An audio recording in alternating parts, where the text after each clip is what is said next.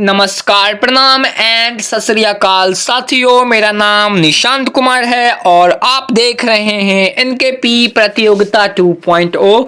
तो आज आप लोगों के लिए हम नया सामान्य ज्ञान प्रश्नोत्तर तैयार करके लाए हैं। तो यह सामान्य ज्ञान प्रश्नोत्तर बहुत ही महत्वपूर्ण होने वाला है, क्योंकि भारत के उत्तरी पहाड़ी क्षेत्र को हिमालय पर्वतमाला कहते हैं, जो कि मुख्य रूप से 3 समांतर श्रेणियों से जुड़ा हुआ है, जैसे कि महान हिमालय, मध्य हिमालय और शिवालिक से मिलकर बना है, जो पश्चिम से पूर्व की ओर एक चाप की आकृति लगभग 2400 किमी की लंबाई में फैली हुई है। यह 5 देशों की सीमाओं में फैला हुआ है। ये देश पाकिस्तान, भारत, नेपाल, भूटान और चीन में स्थित है। तो बिना देर किए हुए हम लोग सामान्य ज्ञान प्रश्न की ओर प्रस्थान करते हैं। तो आज का जो सामान्य ज्ञान प्रश्न होगा, जैसा कि आपको मालूम चल ही गया होगा कि आज का जो सामान्य ज्ञान प्रश्न है वो हिमालय पर्वत श्रृंखलाओं से संबंधित होने वाला है।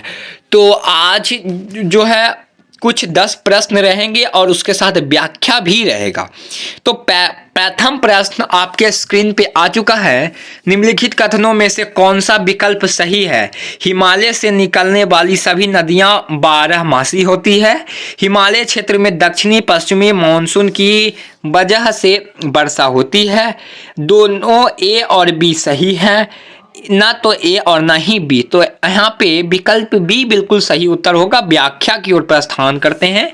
तो हिमालय से निकलने वाली नदियां बर्फ और गैसियलों के पिघलने से बना होता है, अतः इनमें पूरे वर्ष के दौरान निरंतर प्रवाह बना रहता है। मानसून माह के दौरान हिमालय क्षेत्र में बहुत अधिक विस्तृत होती है और नदियां बारिश पर निर्भर करता है, अतः इसके आयतन में उतार चढ़ाव होता है। इसलिए विकल्प ए और विकल्प बी सही उत्तर होगा। अगला प्रश्न आपके स्क्रीन पे ये रहा।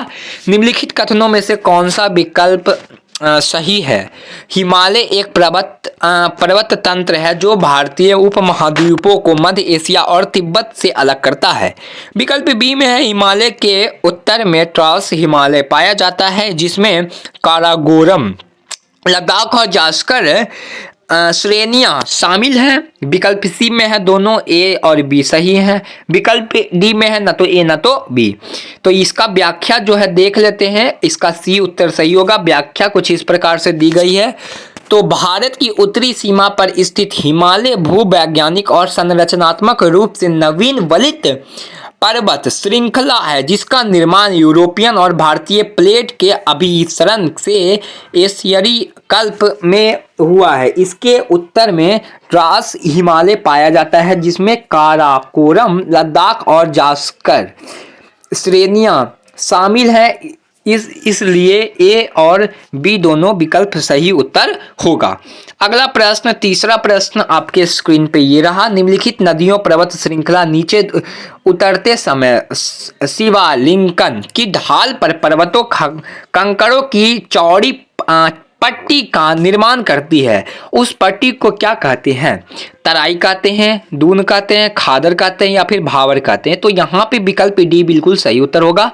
व्याख्या इस प्रकार से दी गई है। तो व्याख्या है कि हिमालय पर्वत श्रृंखलाओं से नीचे उतरते समय शिवालिंगम की ढाल पर 8 से 16 किलोमीटर के पर्वत कंकड़ों की चौड़ी पट्टी का निर्माण करती है। इसे भावर के नाम से जाना जाता है। सभी सरिताएं इस भावर पट्टी में विलुप्त हो जाती है, इसलिए विकल्प डी इसका सही उत्तर होगा। अगला प्रश्न, शिवालिक पहाड़ी निम्नलिखित में से किसका हिस्सा है? अरावली का, पश्चिमी घाटी का, हिमालय का, सतपुड़ा का। तो यहाँ पे विकल्प सी बिल्कुल सही उत्तर होगा। आइए अगला प्रश्न की ओर प्रस्थान करते हैं। तो ब्राहा हिमालय के हिस्से को शिवालिंकन श्रेणी पहाड़ी कहा जाता है। हिमालय पर्वत का सबसे दक्षिणी तथा भौगोलिक रूप से युवा भाग है, जो पश्चिमी से पूर्व तक फैला हुआ है। यह हिमालय पर्वत प्रणाली की एक दक्षिणतम और भूगर्भ शास्त्रीय दृष्टि से कठिनतम पर्वतमाला कड़ी है, इसलिए विकल्प सी बिल्कुल सही उत्तर होगा। पांचवा प्रश्न आपके स्क्रीन पे ये रहा, निम्नलिखित राज्यों में से नंदा देवी पर्वत कहाँ स्थित है? हिमाचल प्रदेश, जम्मू और कश्मीर, उत्तराखंड, उत्तर प्रदेश। तो यहाँ पे विकल्प सी बिल्कुल सही उत्तर होगा। अगला प्रश्न, नंदा देवी पर्वत भारत की दूसरी एवं विश्व की 23वीं सर्वोच्च चोटी है। इनसे ऊंची व देश में सर्वोच्च चोटी कंचनजंगा है। नंदा देवी शिखर हिमालय पर्वत श्रृंखला में भारत के उत्तरांचल राज्य के पूर्व में गौरी गंगा तथा पश्चिमी में ऋषि गंगा घाटियों के बीच स्थित है, इसलिए विकल्प सी इसका बिल्कुल सही उत्तर होगा। छठा प्रश्न आपके स्क्रीन पे ये रहा, निम्नलिखित में से किस अवधि में शिवालिंगन पर्वत श्रेणी की संरचना हुई थी? ओजोइक में, प्लियोसीन में, मेसोजोइक में, सेनोजोइक में। तो यहाँ पे विकल्प बी बिल्कुल सही उत्तर होगा। लघु हिमालय की दक्षिणी में स्थित शिवालिंगम श्रेणी हिमालय की सबसे बाहरी श्रेणी है। इसकी ऊंचाई लगभग 900 मीटर से लेकर के 1500 मीटर तक की पाई जाती है और पूर्वी हिमालय में इसका विस्तार लगभग नहीं पाया जाता है। शिवालिंगम श्रेणी की चौड़ाई 10 मीटर से 50 मीटर के बीच ही पाई जाती है। इस श्रेणी का निर्माण प्लियोसीन अवधि में अवसादी और असंगठित चट्टानों से हुआ है, इसलिए विकल्प बी बिल्कुल इसका सही उत्तर होगा। निम्नलिखित में से कौन सी शिवालिंगम पर्वत श्रेणी क्षेत्र में वनस्पति और जीवों को संरक्षित करने के लिए है? दून है, दुआल है, राष्ट्रीय उद्यान है, पतली दून है। विकल्प डी बिल्कुल सही उत्तर होगा। व्याख्या कुछ इस प्रकार से है, कॉर्बेट राष्ट्रीय उद्यान पतली दून में स्थित है और शिवलिंगन पर्वत श्रेणी के एकमात्र क्षेत्र में से एक की जहां वनस्पति और जीवों को संरक्षित किया जाता है, इसलिए विकल्प डी इसका बिल्कुल सही उत्तर होगा। अगला प्रश्न, इनमें से कौन सी हिमालय श्रेणी का हिस्सा नहीं है? पीर पंजाल पर्वत श्रेणी, धौलाधार पर्वत श्रेणी, जक्सकर पर्वत श्रेणी, अरावली पर्वत श्रेणी। तो विकल्प यहाँ पे डी बिल्कुल सही उत्तर होगा। अरावली भारत के पश्चिमी भाग राजस्थान में स्थित एक पर्वतमाला है।